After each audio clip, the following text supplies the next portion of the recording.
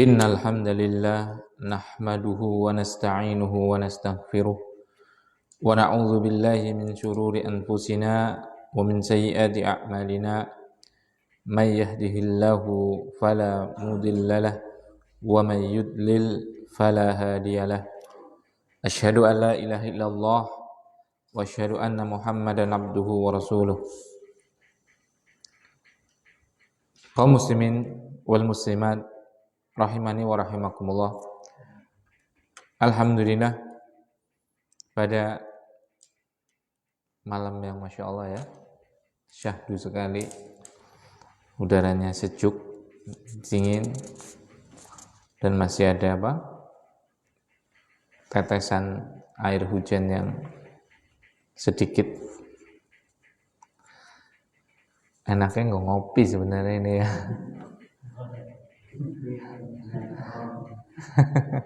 Ya maksudnya. Masya Allah, kita puji Allah Subhanahu wa Ta'ala yang masih diberikan keistiqomahan untuk belajar, menuntut ilmu, mempelajari petunjuk kehidupan kita, yaitu petunjuk Nabi Muhammad sallallahu alaihi wasallam. Dan itu adalah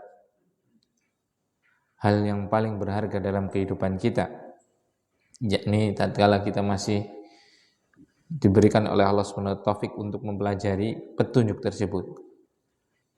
Ya, namanya petunjuk berarti yang menunjukkan kepada kita tujuan kita. Maka kalau kita nggak belajar petunjuk, ya kita nggak akan pernah sampai atau nggak akan pernah ditunjukkan dari tujuan kita, dari kampung halaman kita. Ini nggak pernah sampai dan nggak akan pernah sampai. Oleh karena itu, barakallahu fikum, jadikanlah dari waktu kita itu ada waktu khusus untuk kita mempelajari petunjuk tadi. Itu untuk kita belajar Al-Quran dengan tafsirnya, belajar hadis dengan syarahnya, penjelasannya, dan belajar kitab-kitab para ulama yang itu adalah merupakan petunjuk kita. Tanpa itu kita nggak punya petunjuk, maka hidupnya nggak terarah.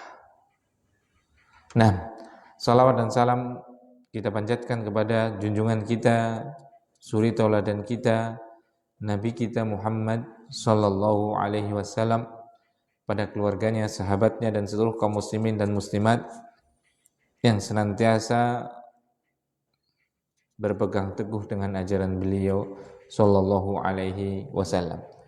Nah, kita masih membaca sebuah kitab buku yang ditulis oleh Al-Imam An-Nawawi rahimahullah ta'ala yang berjudul Riyadhus Shalihin min Kalami Sayyidil Mursalin, sampai pada kitab bab mujahadah, dan kita akan membaca bersama hadis yang ke-15 dari bab mujahadah ini, atau hadis yang ke-109 dari awal kitab.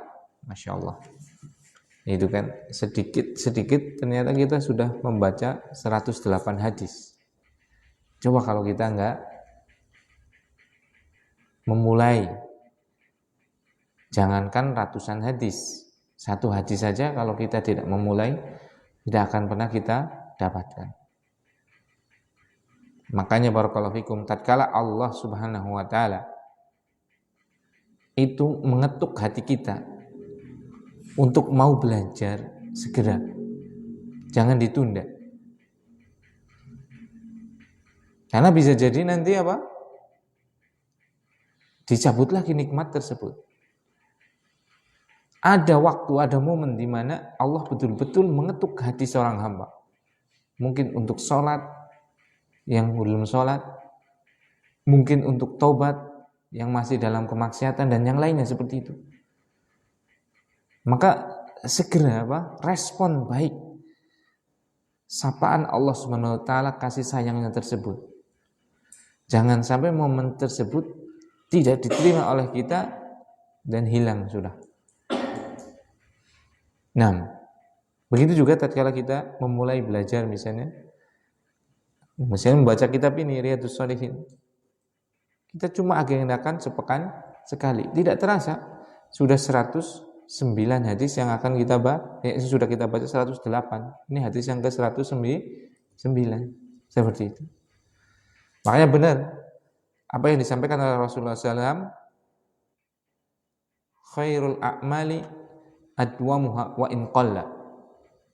Sebaik-baik amal itu adalah yang paling mudawamah, yang paling berkesinambungan walaupun sedikit. Gitu. Jadi yang paling terus-menerus, continue.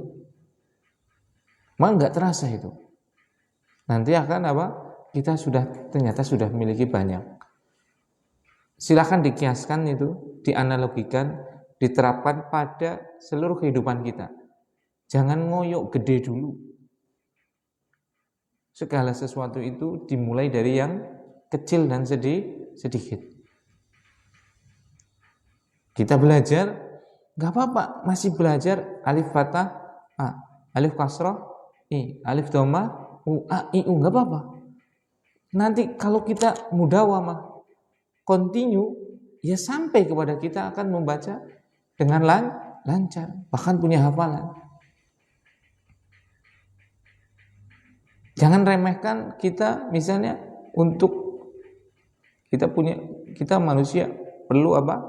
Izzah, kemuliaan dalam apa? Kehidupan kita, sehingga tidak minta-minta orang. Jangan remehkan menabung. Mungkin sehari cuma 2.000 mungkin. Yang itu uang 2.000 loh, apa uang 2.000 itu mungkin dianggap sudah sangat apa? Receh sekali itu kan. Tapi kita coba lazimkan pada diri kita, membiasakan, menjadikan itu habit kita. 2.000, nggak terasa loh, sebulan 60.000 loh, itu sudah gede loh, ya kan? Setahun 720.000 itu sudah cukup untuk THR anak-anak. Uang 2.000 awalnya itu udah uang sudah kayak apa gitu, disepelekan. Tapi coba perkaliannya dengan 365 hari, itu menjadi ratusan ribu. Jangan kita pengennya ijik-ijik 500.000, ijik-ijik 1 juta atau itu puluhan juta. Ya enggak ada seperti itu. Nah itu sabda Nabi sallallahu alaihi wasallam yang luar biasa itu.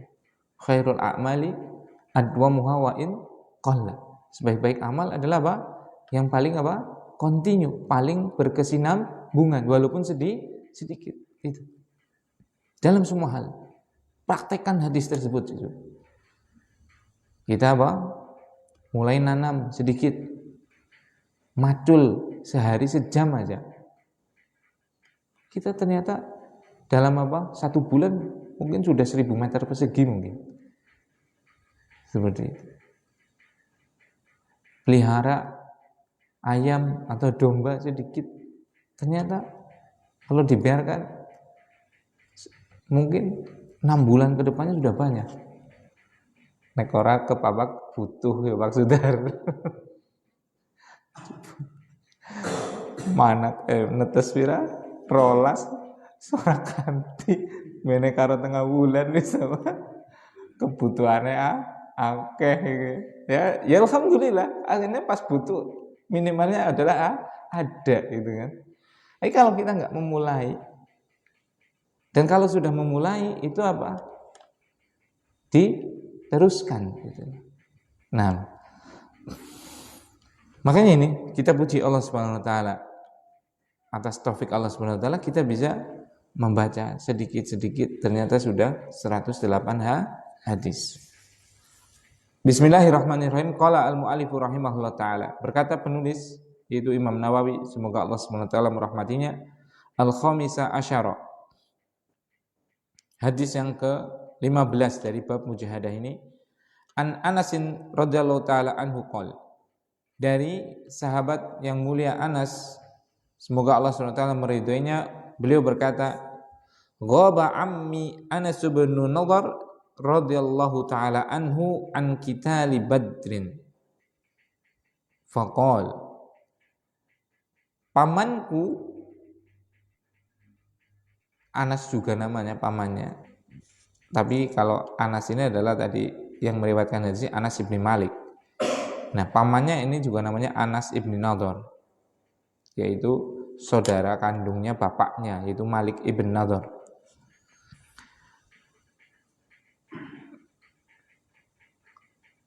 Anas bin Malik ini yang meriwayatkan hadis mengatakan pamannya dia, kebetulan namanya siapa?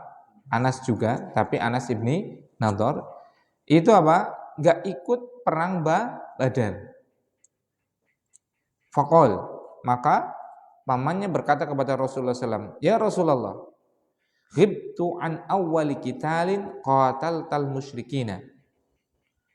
Wahai Rasulullah, aku gak ikut pada awal perang di mana engkau memerangi orang-orang musyrik. La inillahu ashhadani qitalal musyrikina la yurayannallahu ma asna. Sekiranya Allah Subhanahu wa taala memberikan kesempatan padaku untuk memerangi orang-orang musyrik, sungguh Allah Subhanahu wa taala akan memperlihatkan apa yang aku lakukan.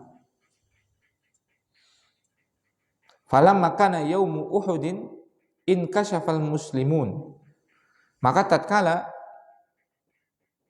terjadi perang Uhud, inkashafal muslimun.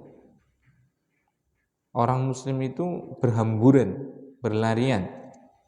Faqal, maka pamannya Anas ini, yaitu Anas ibn Nadhr, dia berkata, Allahumma a'tadiru ilaika mimma sana'a haula'i, yakni ashabahu. Ya Allah, ampun, aku mohon udzur kepada engkau, maksudnya memohonkan ampun pada engkau terhadap apa yang dilakukan oleh mereka, yaitu para sahabatnya yang berlarian berhamburan pada perang Uhud.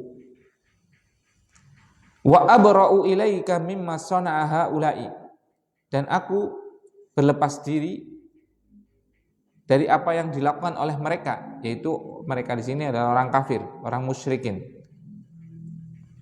Tsumma taqaddama fastaqbalahu Sa'd ibnu Mu'adz. Kemudian pamannya ini beliau maju ke medan perang dan berjumpa dengan sahabat yang namanya Sa'd ibni Mu'adz. Faqal, maka dia berkata, ya Sa'd ibni Mu'adz, al jannatu wa rabbil Ka'bah. Wahai Sa'd ibni Mu'adz, sungguh surga demi Tuhan yang memiliki Ka'bah.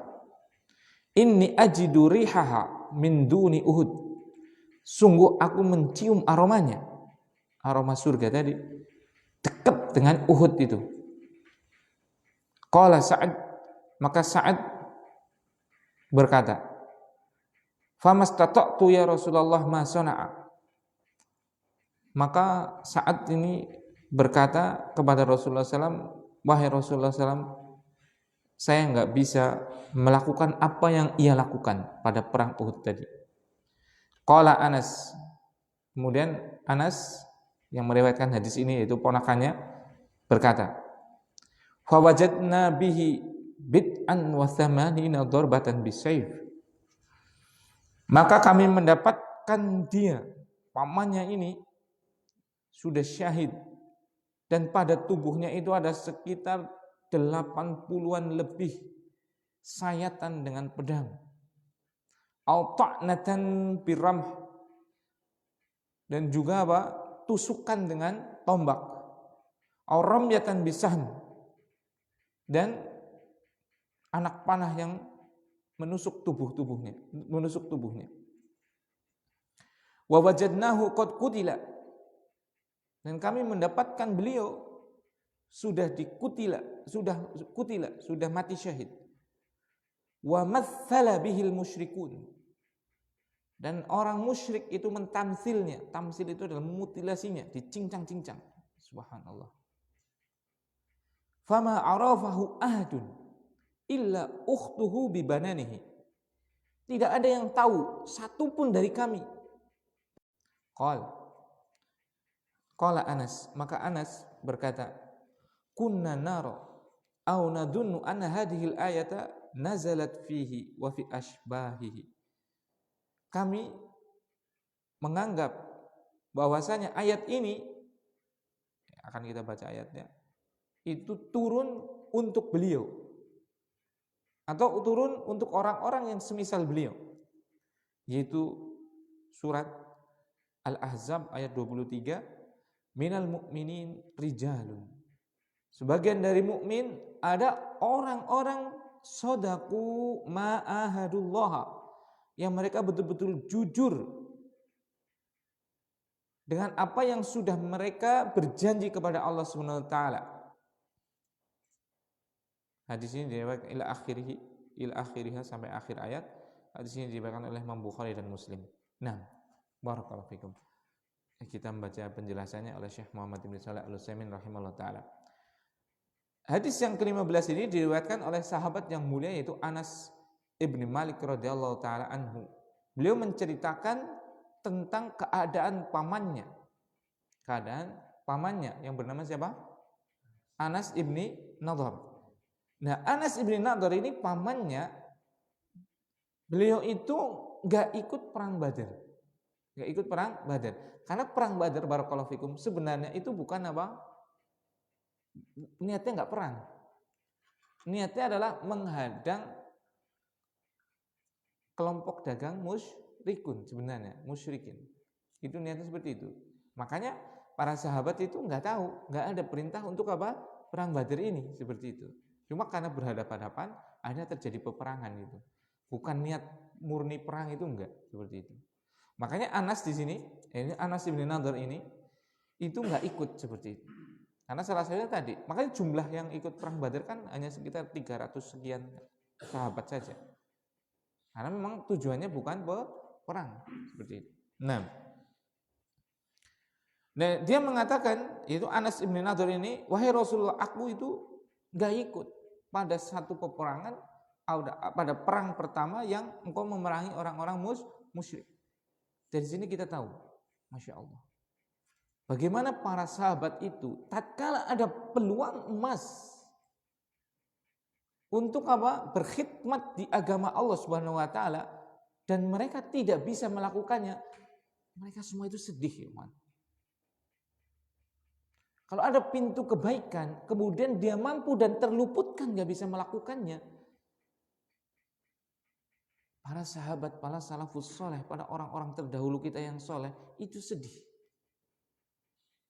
Ini nasihat buat saya pribadi, dan buat kita semua kaum muslimin dan muslimat. Coba kita refleksi kepada keadaan keimanan kita.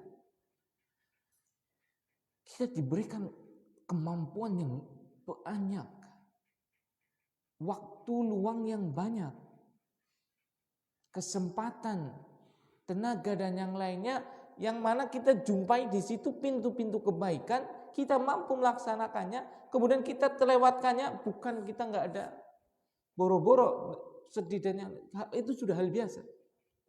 Contoh, sholat jamaah bagi laki-laki di masjid, mampu semuanya kecuali yang lagi sakit, kita mampu melakukannya. Tapi tiap hari kita terlewatkan. Masya Allah, sekarang itu Allah mudahkan rezeki bagi kaum muslimin berupa masjid, musola, langgar, suro. Setiap RT ada itu hampir. Tapi apa? Kosong. Kemana kaum muslimin? Mampu, ada waktu, ada kekuatan, tapi tidak melakukannya. Dan tidak ada penyesalan. Ini musibah. Ini adalah apa? Musibah. Ini loh, para sahabat coba. Tatkala terlewatkan oleh dia apa? Perang loh. Yang taruhannya adalah apa? Nyawa. Itu sedih sekali. Sedih sekali. Maka semestinya ini yang harus kita tanamkan pada diri kita. Untuk apa? Mujahadah. Iya kan? Mujahadah kan? Ini bab mujahadah kan? Itu bersungguh-sungguh. Bersungguh-sungguh apa? Mengalahkan hawa nafsu kita untuk ketaatan. Di mana ada apa? Pintu ketaatan, kita bisa melakukannya, lakukan, jangan ditunda-tunda.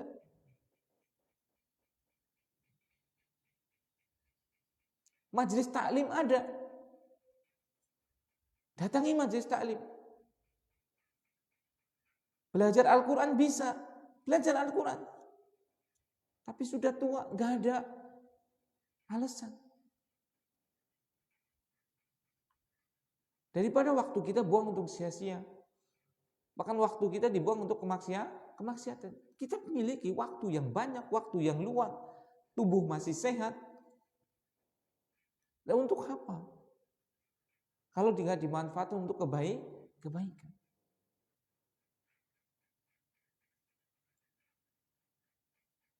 Tidakkah kita sedih dengan waktu usia yang berlalu, tapi apa? Lewat begitu saja. Padahal barakallahu fikum, waktu itu tidak pernah bisa diulang. Masya Allah. Coba pikirkan, bayangkan coba. Tadi jam 5 sore kita ngapain? Hanya duduk-duduk saja nggak bermanfaat? Atau ngapain? Apakah kita bisa mengulangnya tadi? Jam 5 sore itu, kembali ke jam 5 sore tadi. Yang barusan kita lewati. Nggak bisa ya. Waktu terus berjalan. Mendekatkan kita kepada apa? Batas daripada apa? Keberadaan kita di dunia. Mendekatkan kita kepada ajal. Kepada maut. Percaya atau nggak percaya? Pasti itu. Berlalunya hari adalah pendekatan. Semakin dekatnya kita dengan apa? Batas kehidupan kita, batas berbekal kita di dunia.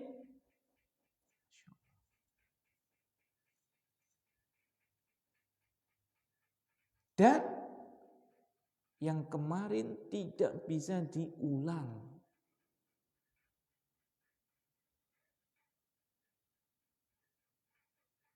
Ya ayyuhal ghafilun, wahai orang-orang yang lalai, sadarlah.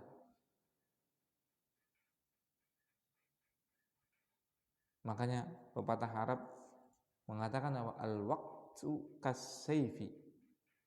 Waktu itu seperti pedang. Kalau kita nggak memotongnya, dia akan memotong kita. Wa in lam taqta'hu qata'aka. Kalau kamu nggak memotong waktu tadi, maka dia yang akan memotong. Terus, itu pedang yang sangat tajam itu, nggak bisa dihentikan putarannya itu. Berjalan terus, memotong apa? Jatah kehidupan kita di dunia. Terus, tidak ada apa? Berhenti sedikit pun. Masya Allah. Makanya para sahabat, orang-orang yang apa? Beriman, yang berilmu, tatkala terlewatkan bagi dia kesempatan yang sangat emas, sangat mulia, mereka sedih.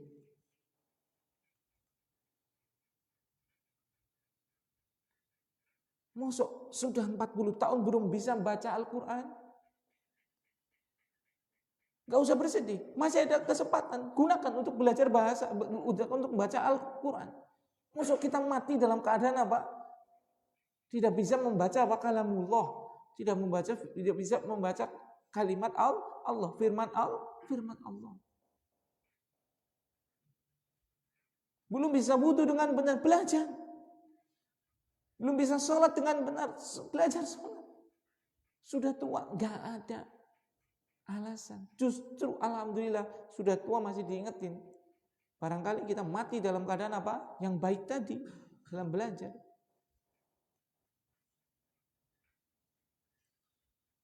Karena amal itu tergantung dengan akhirnya. Innamal a'malu bil khawatim. Sesungguhnya amal-amal itu yang sangat menentukannya adalah apa? Akhirnya, penutupnya itu. Nah, kalau kita di usia senja 50 tahun, 60 tahun, kok Allah takdirkan bagi kita untuk masih belajar apa?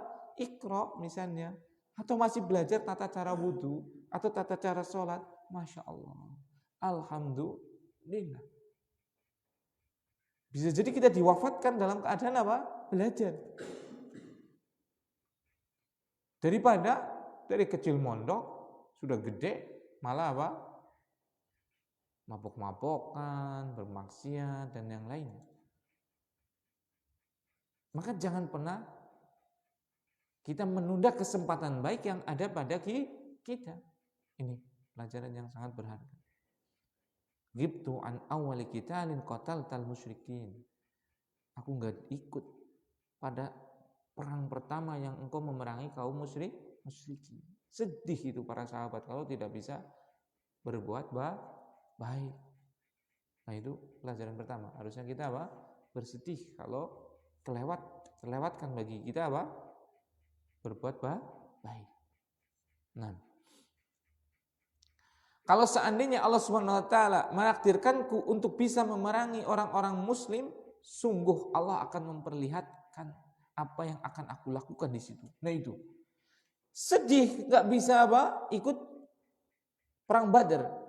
Maka kesedihannya itu tidak menghanyutkan dia, tapi kesedihan menjadi motivasi untuk apa?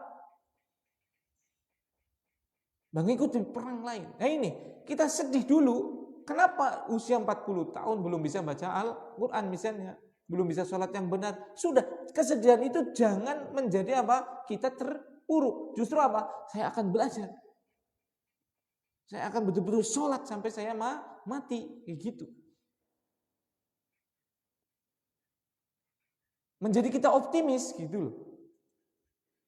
Karena ada orang yang apa? Tadi misalnya, aduh saya sudah 50 tahun belum bisa sholat. Akhirnya dia sedih, cuma kesedihannya dia menjadi apa? Berputus asa dari rahmat Allah. Maka jangan. Ya kita sedih, tapi kesedihan itu menjadikan apa? Motivasi kita untuk apa? Kedepannya lebih baik. Ini yang dilakukan oleh sahabat. Tatkala terlewatkan dari dia berbuat baik, berbuat ibadah, kesempatan untuk beribadah, dia sedih, iya, tapi kesedihannya tidak menghanyutkan dia dalam keterpurukan. Justru apa? Menjadi motivasi. Seperti itu. Makanya dia berazam. Azam itu adalah apa? Keinginan yang sangat kuat.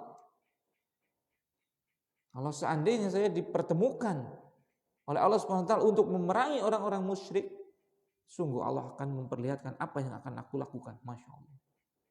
Dan benar. Ini pelajaran yang kedua ya. Jadi kita harus punya azam tinggi untuk apa? Melakukan hal kebaikan dari apa yang sudah kita terluputkan sebelumnya.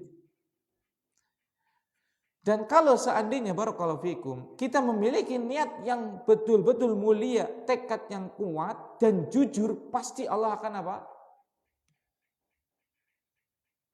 Mengabulkan niat dan tekad yang kuat yang kita miliki. Misalnya ini, Anas bin Nadhr, dia punya apa? Niat dan tekad yang kuat untuk apa? Mendapatkan kesempatan bisa apa? Berperang dengan orang-orang musyrik. Maka apa? Falamma kana yaumu Uhudin bakuru. Ngantuk apa?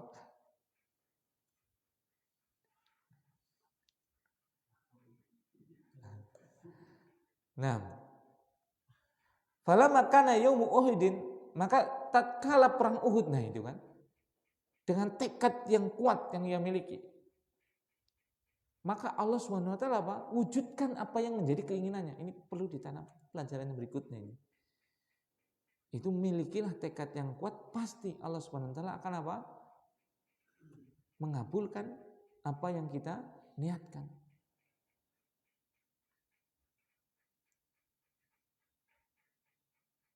Man jahada fina lanahdiyannahum subulana. Siapa saja yang betul-betul mujahadah, gitu kan?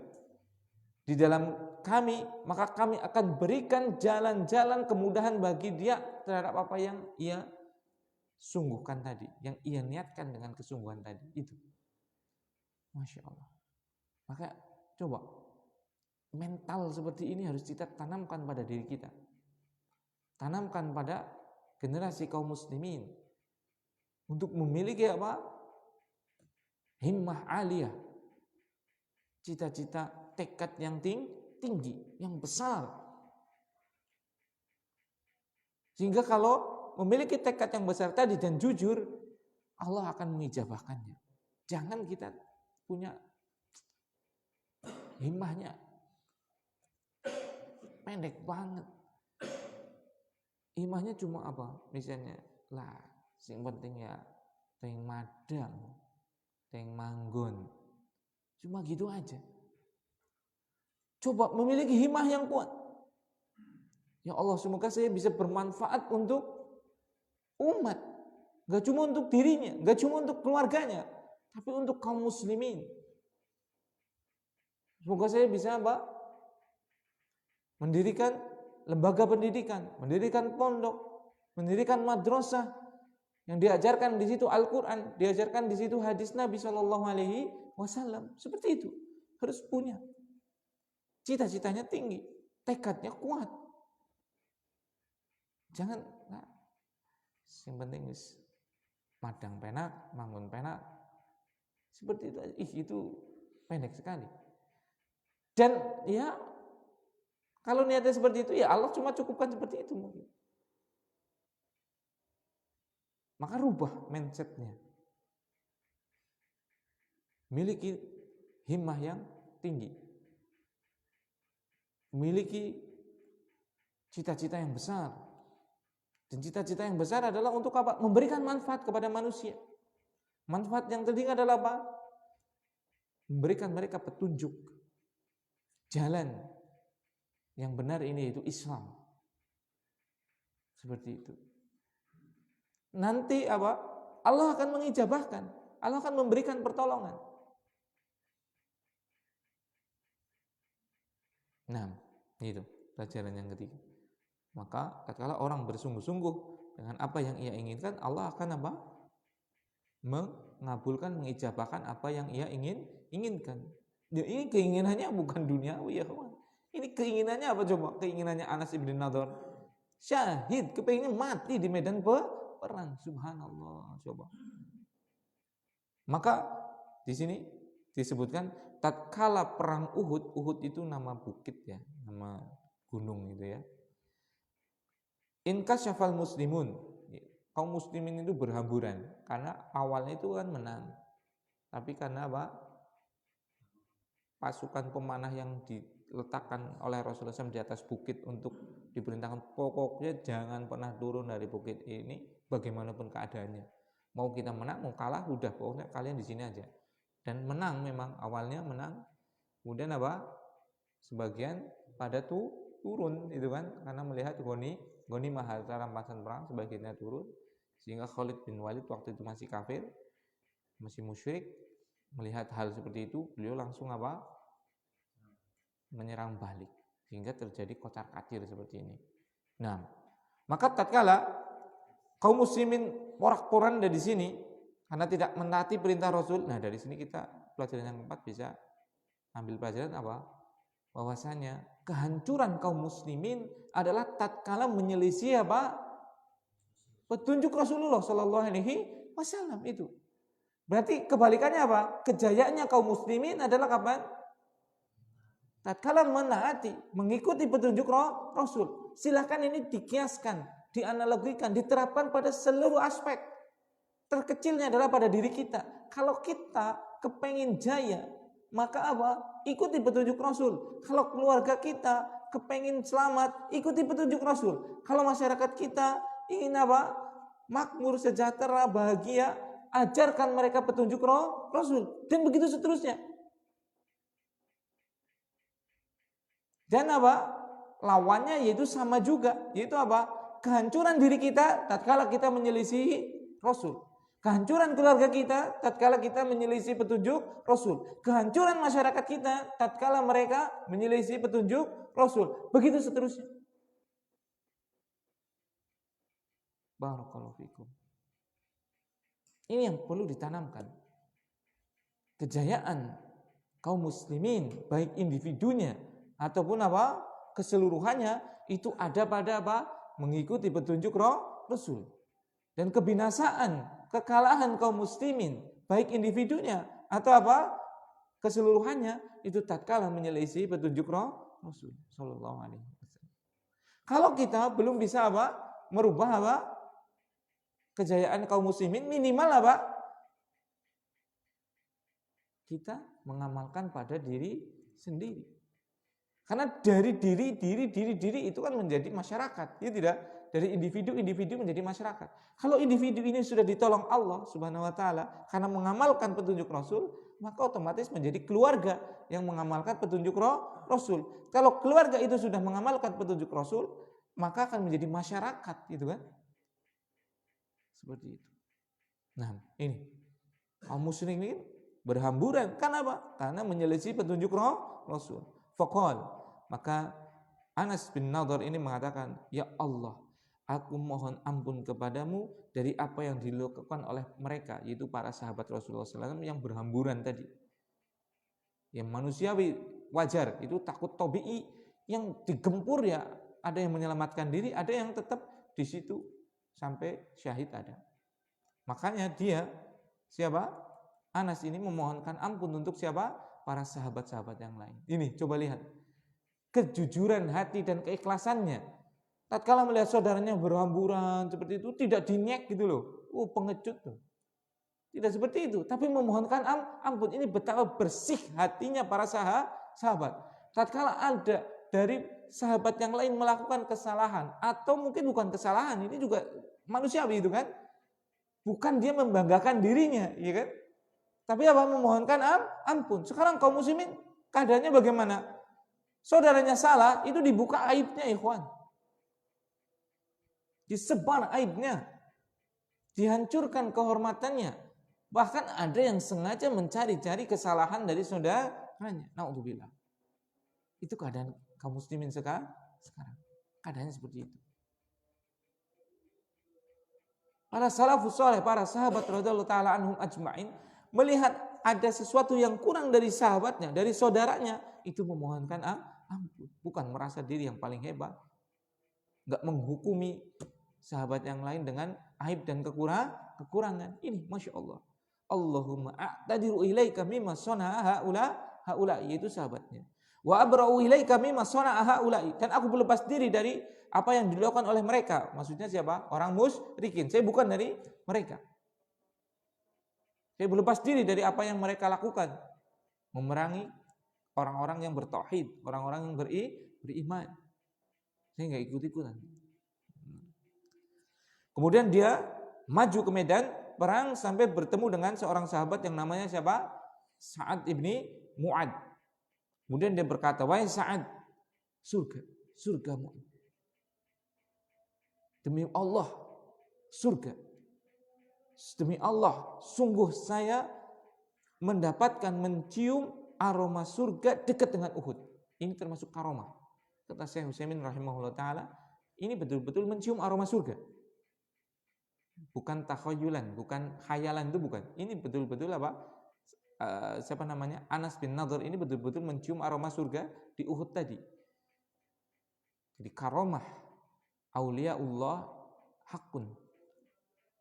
Karomah yang dimiliki oleh wali-wali Allah memang betul-betul ada. Seperti ini yang dialami oleh siapa? Anas bin Nadhr. Dia mencium betul-betul aroma surga di Uhud tadi. Dan tidak dicium oleh yang lainnya.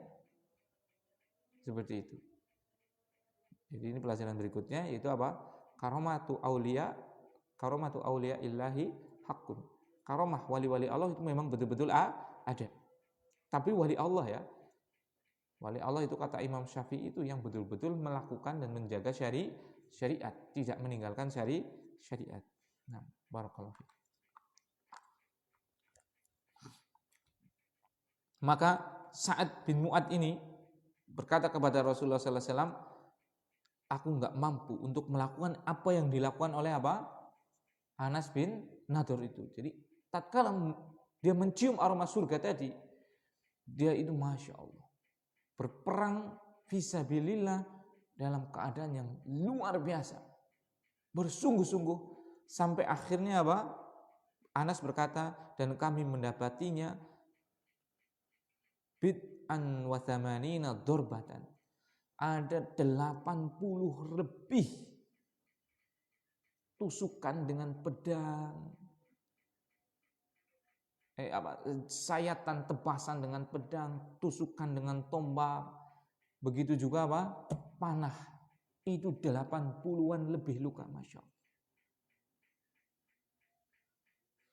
Dan ingat, husnul khotimah itu nggak mesti kita dalam keadaan yang nyaman, misalnya dalam sujud, ya itu termasuk husnul khotimah, ya kan?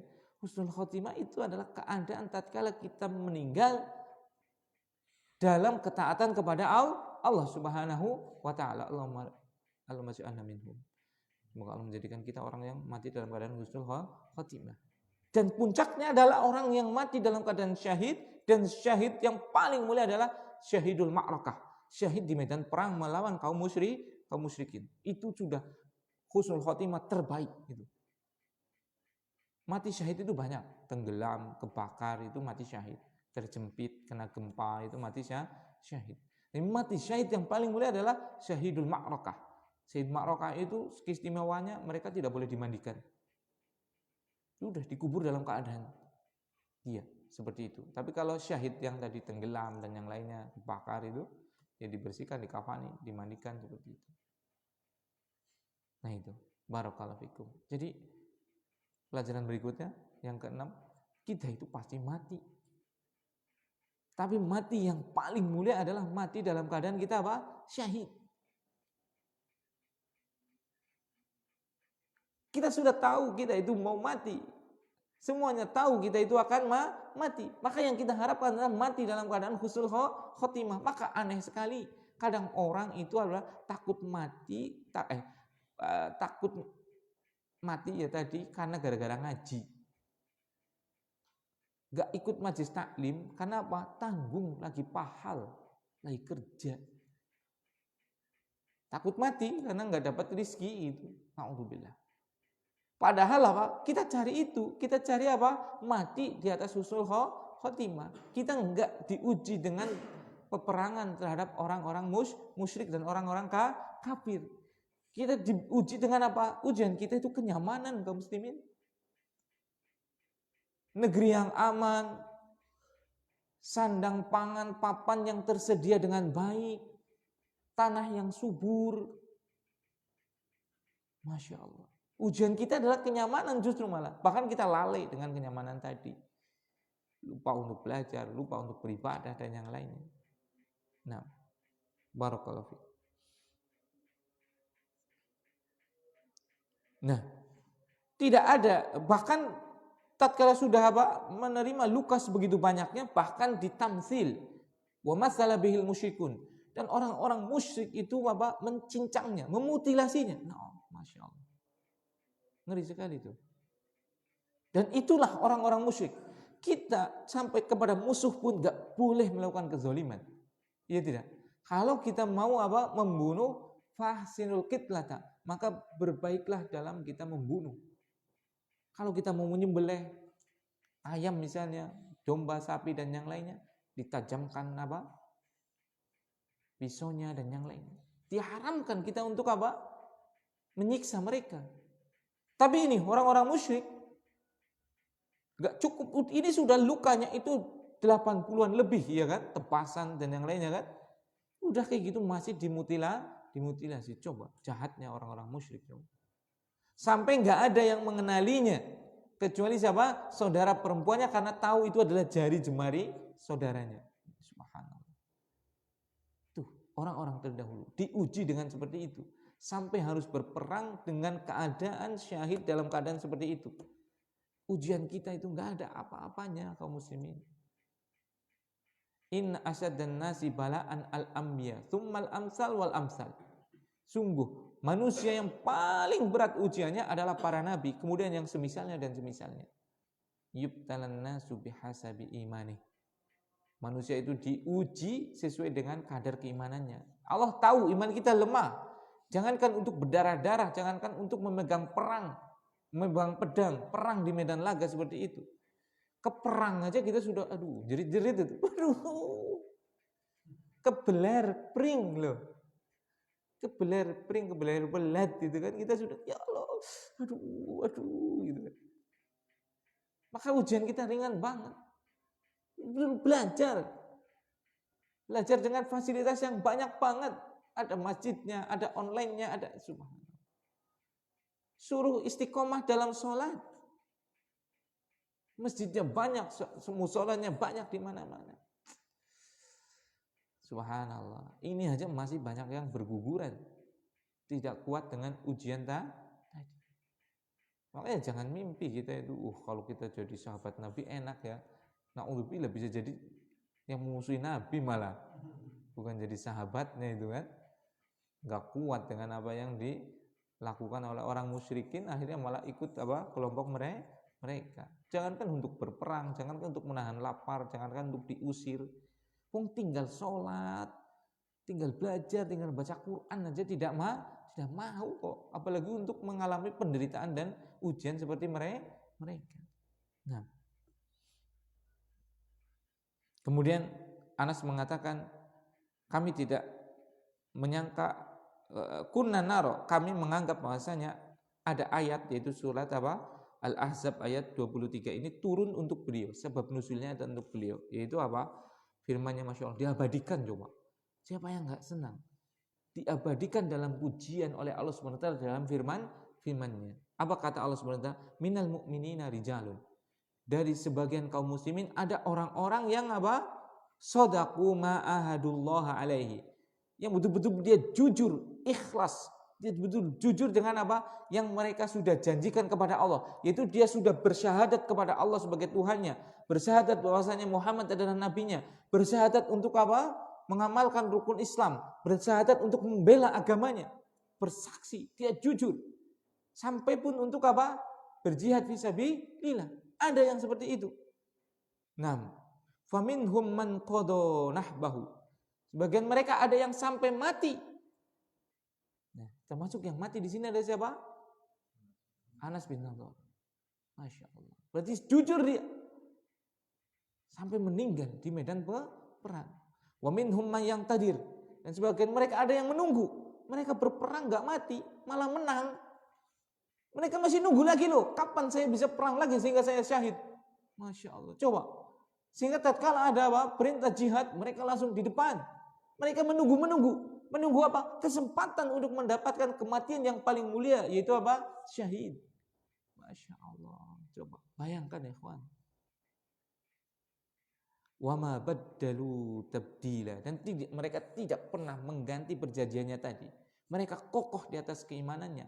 Mereka kokoh di atas persyahadatannya. Mereka tetap kokoh untuk membela agamanya. Masya Allah. Itu.